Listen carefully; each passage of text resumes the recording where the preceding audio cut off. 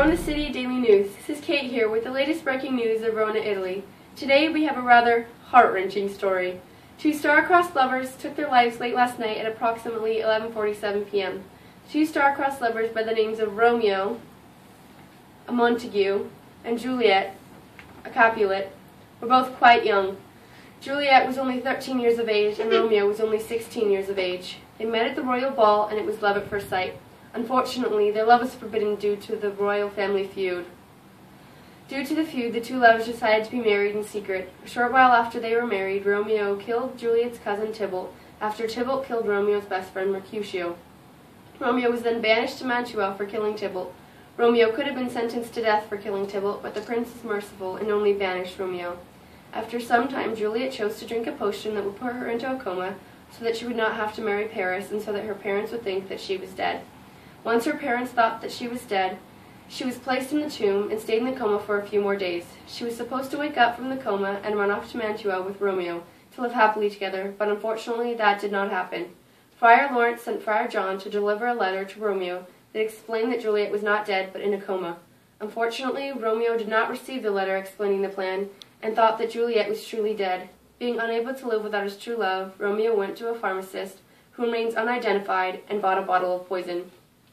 Once he reached the tomb in which Juliet lay dead, he poisoned himself. When Juliet woke up, she saw her beloved lying dead. She took Romeo's dagger and stabbed herself. We will now go to John at the side of the deaths.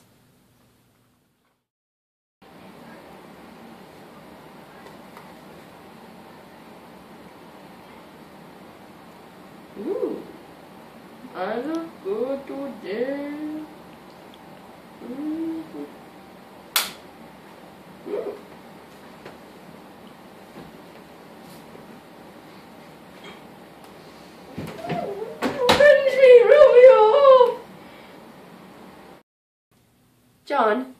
John, you're on. John!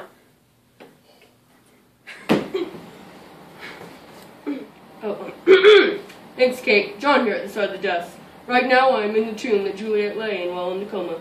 It is clear how the two died. As Kate said, Romeo poisoned himself using illegal poison. The police are still trying to find out who concocted the poison. The only piece of evidence they have is this bottle. It contained the poison before Romeo drank it. Police have confirmed that Juliet did indeed use this dagger that belonged to Romeo to stab herself after seeing her beloved husband lying dead next to her.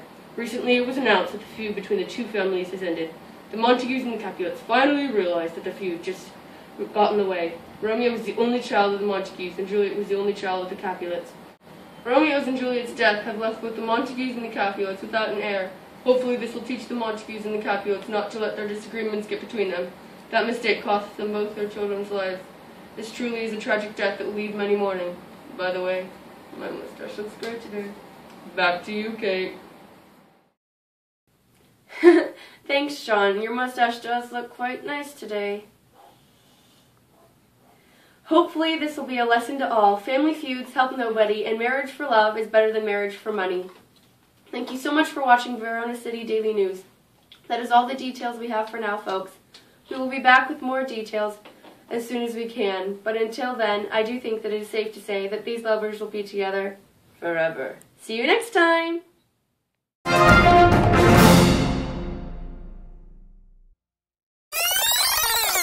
The two star-crossed lovers by the names of Romeo, a Montague, and Juliet, a Capulet.